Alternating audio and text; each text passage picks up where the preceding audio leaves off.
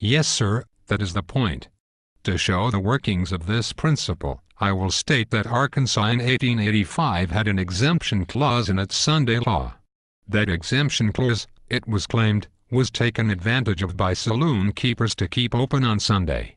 A delegation went to the legislature of Arkansas and asked them to repeal the exemption clause so that they could shut the saloons on Sunday. The legislature did it. If they had shut the saloons on Sunday, that would have been all well enough.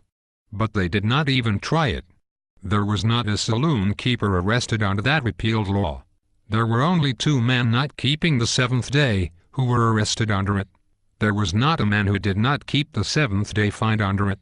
But there were Seventh-day Baptists and some Seventh-day Adventists, poor almost as Job's turkey, who were prosecuted and fined.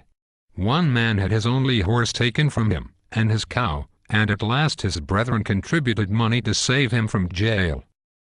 Such men were prosecuted time and again, and the lawyers of the state, under the leadership of Senator Crockett, succeeded in carrying through the legislature, against the persistent opposition of the church managers, a bill restoring the exemption clause, to save these poor, innocent people from the persecution that was being carried on. I am glad you put in that fact, because it is something that happened. I ask leave to read the statement made in the Arkansas legislature by Senator Crockett, upon that very subject. Quote, "Let me, sir, illustrate the operation of the present law by 1 or 2 examples. A Mr. Swearingen came from a northern state and settled on a farm in a certain county. His farm was 4 miles from town, and far away from any house of religious worship. He was a member of the Seventh-day Adventist Church, and after having sacredly observed the Sabbath of his people, Saturday, by abstaining from all secular work, he and his son, a lad of 17, on the first day of the week went quietly about their usual avocations. They disturbed no one, interfered with the rights of no one. But they were observed, and reported to the grand jury, indicted, arrested, tried, convicted, fined, and having no money to pay the fine, these moral, Christian citizens of Arkansas were dragged to the county jail and imprisoned like felons for 25 days.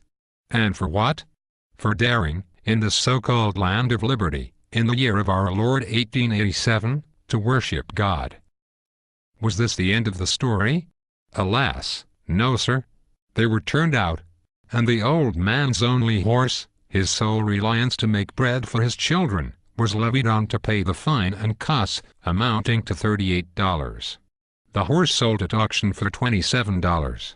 A few days afterward the sheriff came again, and demanded $36, $11 balance due on fine and costs, and $25 for board for himself and son while in jail. And when the poor old man, a Christian, mind you, told him with tears that he had no money, he promptly levied on his only cow, but was persuaded to accept bond, and the amount was paid by contributions from his friends of the same faith. Sir, my heart swells to bursting with indignation as I repeat to you the infamous story. Another, and I am done. Sir, I beg you and these senators to believe that these are neither fancy nor exaggerated sketches. 5 years ago a young man, newly married, came to a certain county from Ohio. He and his wife were Seventh-day Baptists. The young girl had left father and mother, brothers and sisters, and all the dear friends of her childhood, to follow her young husband to Arkansas, to them the land of promise. The light of love sparkled in her bright young eyes. The roses of health were upon her cheeks, and her silvery laugh was sweet music, of which her young husband never wearied. They purchased a little farm, and soon by tireless industry and frugal thrift, their home blossomed like a rose in the wilderness. After a while a fair young babe came to them to brighten the sunshine, and sweeten the bird songs. They were happy in each other's affection and their love for the little one. For them all things worked together for good. For in their humble, trusting way, they worshiped God and loved their fellow men. 2 years ago the law under which their prosperity and happiness had had its growth was repealed. Accursed be the day which brought such a foul blot upon our state's fair fame. A change, sudden, cold, and blasting as an Arctic storm, came over their lives, and pitilessly withered all their bright flowers of hope. Unto this repeal, persecution lifted its ugly, venomous head. The hero of my sad story was observed by an envious, jealous neighbor, quietly working, as he believed God had commanded him, on Sunday. He was reported to that inquisitorial relic of barbarism, the grand jury, indicted, tried, convicted, and thrown into jail because his conscience would not let him pay the fine. Week after week dragged its slow length along. Day after day the young wife, with baby in her arms, watched at the gate for his coming, and, like Tennyson's Mariana, she only said, "My life is dreary, he cometh not," she said. She said, "I am a weary, I would, that I were dead." Then baby sickened and died. The light in the young wife's eyes faded out in tears. Her silvery laugh changed to low, wailing sobs. Pale-faced misery snatched the roses from her cheeks, and planted in their stead her own pallid hue. "Sir, how can I go on?" At length the cruel law was appeased, and this inoffensive citizen, except that he had loved God and sought to obey him, was released from prison, and dragged his weary feet to the happy home he had left a few short weeks before. He met his neighbors at the gate bearing a coffin. He asked no questions, his heart told him all. No, not all. He knew not, he could never know, of her lonely hours, of her bitter tears, of the weary watching and waiting, of the appeals to God, that God for whom she had suffered so much, for help in the hour of her extremity, of baby's sickness and death.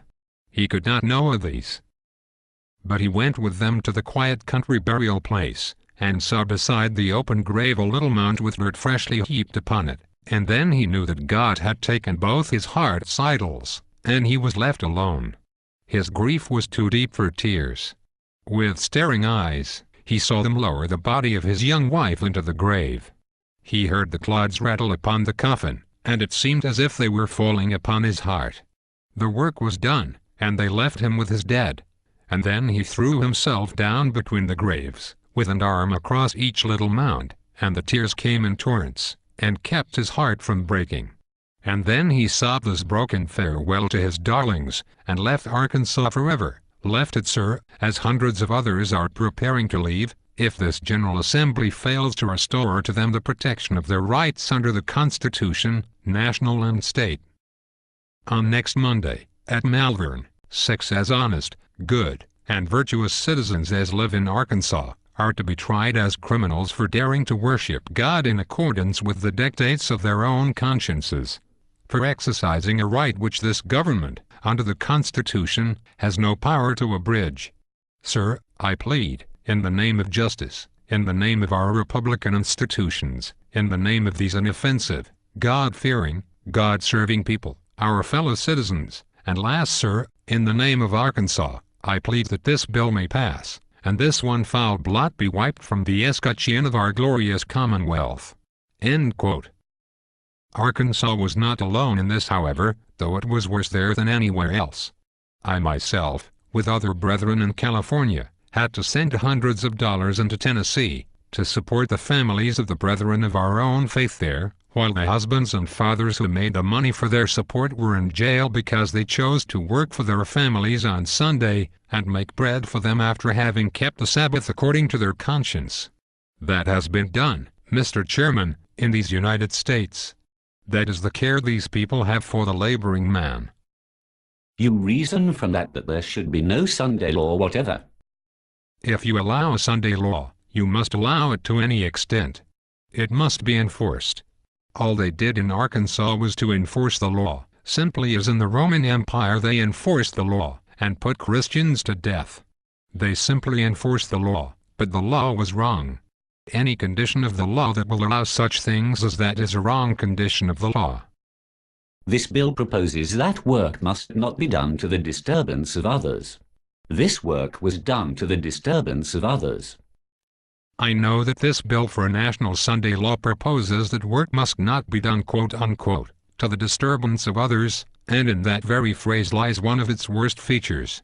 The bill declares that no person shall do any work, or quote, engage in any play, game, or amusement, or recreation, to the disturbance of others, on the first day of the week, commonly known as the Lord's Day, or during any part thereof. End quote. This leaves it entirely with the other man to say whether that which I do disturbs him, and that is only to make every man's action on Sunday subject to the whim or caprice of his neighbor. And everybody knows that it requires a very slight thing to disturb one who has a spite or a prejudice against you. At the Illinois State Sunday Law Convention last month, November 20th, 21, Dr. R.O. Post, of Springfield, made a speech on the subject of Sunday recreation, in which he declared as the sum of his whole speech that, quote, "There is no kind of recreation that is proper or profitable on Sunday, outside of the home or the sanctuary." End quote. Only let such a law as is embodied in this bill become of force where R.O. Post D.D. is, and any kind of recreation outside of the home or the sanctuary would be sure to disturb him, and the one engaged in the recreation could be arrested and prosecuted. But it may be argued that no judge or jury would uphold any such prosecution. That is not at all certain, as we shall yet see. But whether or not it is so, it is certain that, if your neighbor should say that what you did disturbed him, under such a law as that he could have you arrested, and put to the inconvenience and expense of defending yourself before the court. In 1887, the city of San Francisco, California, had an ordinance on another subject that embodied the very principle of this clause of this Sunday bill. It reads thus: "No person shall in any place indulge in conduct having a tendency to annoy persons passing or being upon the public highway, or upon adjacent premises." It is easy to see that the principle of this ordinance is identical with that of the clause in the first section of this bill, which forbids anything to the disturbance of others. While that San Francisco ordinance was in force, a man by the name of Ferdinand Pape was distributing some circulars on the street, which not only had a tendency to annoy, but actually annoyed a businessman across the street. Pape was arrested. He applied to the Superior Court for a writ of habeas corpus, claiming that the offense charged against him did not constitute a crime, and that the ordinance making such action an offense was invalid and void, because it was unreasonable and uncertain. The report of the case says, quote, "The writ was made returnable before Judge Sullivan, and argued by Henry Hutton in behalf of the imprisoned offender. Disposing of the question, the judge gave quite a lengthy written opinion, in which he passed a somewhat severe criticism upon the absurdity of the contested ordinance, and discharged Pape from custody. Said the judge, if the order be law, enforceable by fine and imprisonment, it is a crime to indulge in any conduct, however innocent and harmless in itself, and however unconsciously done, which has a tendency to annoy other persons. Instances might be multiplied indefinitely in which the most harmless and inoffensive conduct has a tendency to annoy others. If the language of the ordinance define a criminal offense, it sets a very severe penalty of liberty and property upon conduct lacking in the essential element of criminality. But it may be said that courts and juries will not use the instrumentality of this language to set the seal of condemnation on unoffending citizens, and to unjustly deprive them of their liberty and brand them as criminals. The law countenances no such dangerous doctrine, countenances no principle so subversive of liberty, as that the life or liberty of a subject should be made to depend upon the whim or caprice of judge or jury, by exercising a discretion in determining that certain conduct does or does not come within the inhibition of a criminal action. The law should be engraved so plainly and distinctly on the legislative tables that it can be discerned alike by all subjects of the Commonwealth, whether judge upon the bench, juror in the box, or prisoner at the bar. Any condition of the law which allows the test of criminality to depend on the whim or caprice of judge or juror, savors of tyranny. The language employed is broad enough to cover conduct which is clearly within the constitutional rights of the citizen. It designates no borderline which divides the criminal from the non-criminal conduct. Its terms are too vague and uncertain to lay down a rule of conduct. In my judgment, the portion of the ordinance here involved is uncertain and unreasonable." End quote. This decision applies with full force to this proposed national Sunday law. Under this law, all that would be necessary to subject any person to a criminal prosecution would be for him to engage in any sort of play, game, amusement, or recreation on Sunday, because the national reformers are as much in favor of this Sunday law as is anybody else, And there are many of those rigid national reformers who would be very much disturbed by any amusement or recreation indulged in on Sunday, however innocent it might be in itself. And it is left entirely to the whim or caprice of the disturbed one, or of the judge or jury, to say whether the action really has or has not disturbed him. The California decision is that such a statute, quote, sets a very severe penalty of liberty and property upon conduct lacking in the essential element of criminality, end quote. California courts countenance no such dangerous doctrine, countenance no principle so subversive of liberty, or which so savors of tyranny, as that which is embodied in these words of the Sunday Bill. Nor is this confined to this particular section. The same principle is found in Section 5. This section provides that if any person works for any other person on Sunday, and receives payment for it at any time, then any person in the wide world, except the parties concerned, can enter suit, and recover the money so paid. If you work for me on Sunday, and I pay you for it, then the first man that finds it out can sue you and get the money. That is what the bill says. When wages are paid for Sunday work, whether in advance or otherwise, the same may be recovered back by whoever shall first sue for the same. Whoever is a universal term. Therefore, this bill deliberately proposes that when any man who is subject to the exclusive jurisdiction of the United States receives payment for work done on Sunday, except for work of necessity or mercy, he may be sued for that money by whomever first learns that he has received it, and that person shall get the money. So much for this bill as it reads. Now, as to the work for which the Seventh-day Observers of Arkansas were prosecuted, it was not to the disturbance of others. Let me state some of the facts, the authentic record of which I have, but it is too voluminous to present in detail. With two exceptions, all the arrests and prosecutions were of people who observed the seventh day of the week as the Sabbath, and in these two exceptions, those who were held for trial were held without bail, simply on their own recognizance, and although their testimony was direct and positive, the jury agreed to disagree, and the cases were both dismissed, while in every case of a Seventh-day Adventist, the least bail that was accepted was $110, the most of them were held under bonds for $250, and some for as high as $500. There was not a single case dismissed, and in all the cases the complaint was never made that what was done had disturbed the worship or the rest of anyone. But the indictments were all for the crime of Sabbath breaking by the performance of labor on Sunday. The statute of Arkansas at that time ran thus.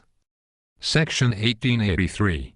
Every person who shall on the Sabbath, or Sunday, be found laboring, or shall compel his apprentice or servant to labor or perform service other than customary household duties of daily necessity, comfort, or charity, on conviction thereof shall be fined $1 for each separate offense.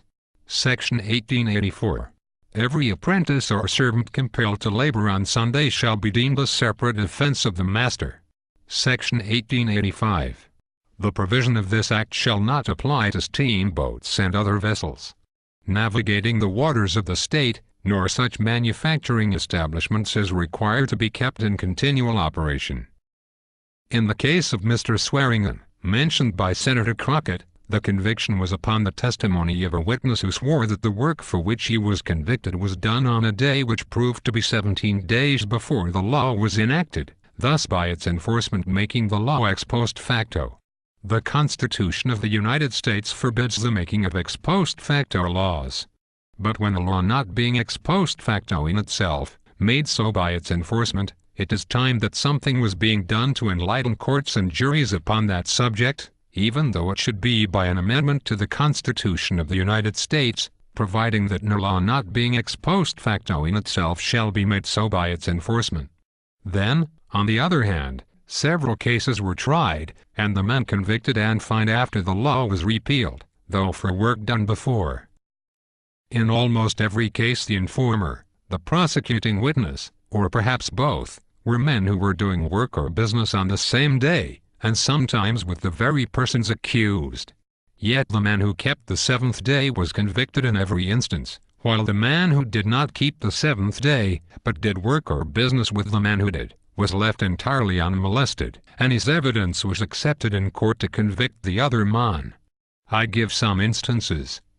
First, a man by the name of Millard Courtney, who was the prosecuting witness against two men, Armstrong and Elmore, had taken a man with him to where these men were working, and there they made a contract for roofing a schoolhouse, and yet Courtney's evidence convicted these two men of Sabbath breaking at the very time he was doing business with them. Second, J.L. Shockey was convicted upon the testimony of a man by the name of Hammond, who went to him on Sunday where he was at work, and bargained with him for a Plymouth Rock rooster. Third, J.L. James, who worked in the rain for nothing on Sunday that a poor widow, a member of another church, might be sheltered, was convicted of Sabbath breaking upon the evidence of a man who carried wood and chopped it up that same day within 7 rods of the man who was convicted by his testimony. Fourth, one LaFarve and his wife went to Alan Meeks's house on Sunday to visit. They found Meeks planting potatoes. Meeks stopped planting potatoes, and spent the rest of the day visiting with them, and yet Meeks was convicted of Sabbath breaking and fined upon the evidence of LaFarve. Fifth, the second case of Mr. Meeks. Riley Warren went to his house on Sunday to see him about hiring a teacher for the public school. In the social, neighborly conversation that passed between them, Meeks incidentally mentioned that he had mended his wagon brake that morning, and yet he was convicted of Sabbath breaking upon the evidence of that same Riley Warren. Meeks was thus virtually compelled to be a witness against himself, clearly another violation of both the state and United States Constitution. Sixth, Mr. Reeves's boys were hauling wood on Sunday. In the timber where they got the wood, they met another boy, a Seventh-day Adventist, John A. Meeks, hunting squirrels. They joined him in the hunt, scaring the squirrels around the trees so he could shoot them. Then the squirrels were divided between the Meeks boy and the Reeves boys. Then the Meeks boy was indicted, prosecuted, and convicted of Sabbath breaking upon the evidence of the father of those boys who were hauling wood, and who helped to kill the squirrels. Seventh, James M. Poole, for hoeing in his garden on Sunday, was convicted of Sabbath breaking on the evidence of a sanctified church member who had gone to Poole's house on Sunday to buy tobacco. Allow me to mention the methods of prosecution. In the case of Scholes, J.A. Armstrong was called before the grand jury. After repeated answers to questions in regard to work done on Sunday by different parties in several different lines of business and traffic, he was asked the direct question whether he knew of any Seventh-day Adventists who worked on Sunday, and when in the nature of the case he answered in the affirmative. Every one of the Seventh-day Adventists whom he named was indicted, and not one of any other class or trade. In the second case of James A. Armstrong, he was arrested at the instance of the mayor. When asked for the affidavit upon which Armstrong was arrested, the mayor said that A.J. Vaughan had called his attention to Armstrong's working, and had said, "Now see that you do your duty," yet Vaughan testified under oath that he did not see Armstrong at all on the day referred to. Armstrong was not only arrested at the instance of the mayor, but he was also tried before the mayor, who acted as justice of the peace. And when Vaughan testified that he had not seen Armstrong at all on the day referred to, this made the mayor, virtually, both prosecuting witness and judge. And the questions which he asked show that that was precisely his position, and his own view of the case. The question which he asked to each of the first 2 witnesses was, "What do you know about Mr. Armstrong's working on Sunday, June 27th? This question assumes all that was expected to be proved on the trial. This is enough to show the workings of such a Sunday law as is embodied in the Senate bill. There were many other cases, every one in the same line. But throughout the whole list of cases, it is only the record of how people who were performing honest labor on their own premises in a way in which it was impossible to do harm to any soul on earth, were indicted, prosecuted, and convicted upon the evidence of men who, if there were any wrong involved in the case at all, were more guilty than they. If religious persecution could possibly be more clearly demonstrated than it is in this thing, we hope never to see an illustration of it. It may be asked, why was not an appeal taken? An appeal was taken to the Supreme Court of the state, in the first case that was tried. The judgment of the lower court was confirmed in an opinion closing with these words, quote, The appellant's argument, then, is reduced to this, that because he conscientiously believes he is permitted by the law of God to labor on Sunday, he may violate with impunity the statute declaring it illegal to do so, but a man's religious belief cannot be accepted as a justification for his committing an overt act made criminal by the law of the land. If the law operates harshly, as laws sometimes do, the remedy is in the hands of the legislature. It is not the province of the judiciary to pass upon the wisdom or policy of legislation. That is for the members of the legislative department, and the only appeal from their determination is to the constituency." End quote. This decision of the Supreme Court is of the same piece with the prosecutions and judicial processes throughout. It gives to the legislature all the omnipotence of the British Parliament, and in that, does away with all necessity for a constitution. The decision on this principle alone is un-American. No legislative body in this country is framed upon the model of the British Parliament in respect to power. In this country, the powers of every legislature are defined and limited by constitutions. It is the prerogative of Supreme Courts to define the meaning of the Constitution, and to decide whether an act of the legislature is constitutional or not. If the act is constitutional, then it must stand, whatever the results may be, and the Supreme Court is the body by which the constitutionality or the unconstitutionality of any statute is to be discovered. But if, as this decision declares, the legislature is omnipotent, and that which it does must stand as law, then there is no use for a constitution.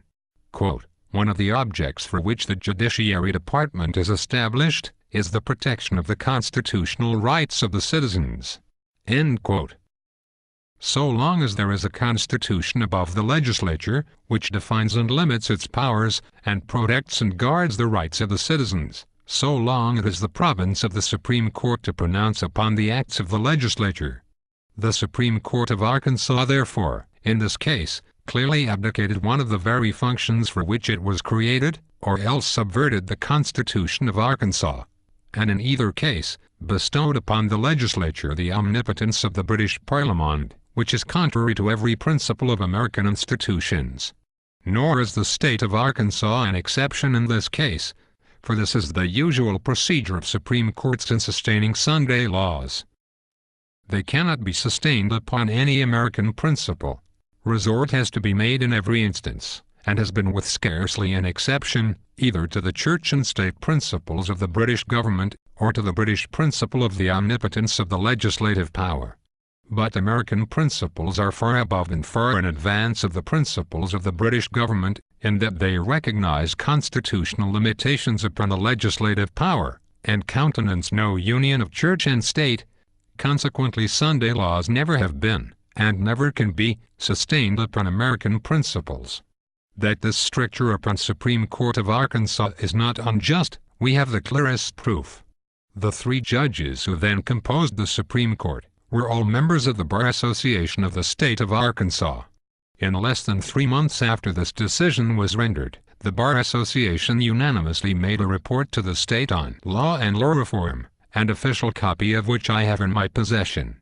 In that report, under the heading Sunday Laws, is the following, quote, "Our statute as it stands in Mansfield's Digest, provides that persons who are members of any religious society who observe as Sabbath any other day of the week than the Christian Sabbath, or Sunday, shall not be subject to the penalties of this act, the Sunday law, so that they observe 1 day in 7, agreeably to the faith and practice of their church or society."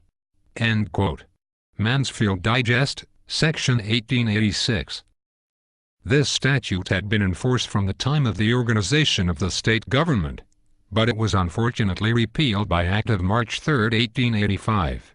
Acts 1885, page 37.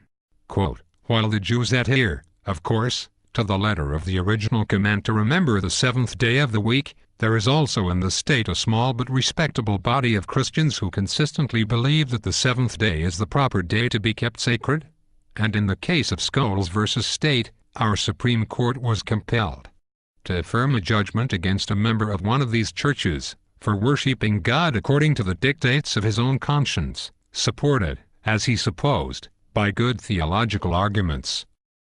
It is very evident that the system now in force, savoring, as it does. Very much of religious persecution is a relic of the Middle Ages, when it was thought that men could be made orthodox by an act of Parliament. Even in Massachusetts, where Sabbatarian laws have always been enforced with unusual vigor, exceptions are made in favor of persons who religiously observe any other day in the place of Sunday. We think that the law as it stood in Mansfield's Digest should be restored, with such an amendment as would prevent the sale of spirits on Sunday, as that was probably the object of repealing the above section." End quote. Now the Arkansas Constitution says, quote, "All men have a natural and indefeasible right to worship Almighty God according to the dictates of their own consciences. No man can of right be compelled to attend, erect, or support any place of worship, or to maintain any ministry, against his consent. No human authority can, in any case or manner whatsoever, control or interfere with the right of conscience, and no preference shall ever be given by law to any religious establishment, denomination, or mode of worship, above any other." End quote. This report of the Bar Association says, quote, "In the case of Scholes v. State, our Supreme Court was compelled to affirm a judgment against a member of one of these churches, for worshiping God according to the dictates of his own conscience." The members of the Supreme Court being members of the Bar Association, in that report it is confessed that they confirmed a judgment against a man for doing that which the Constitution explicitly declares all men have a natural and indefeasible right to do.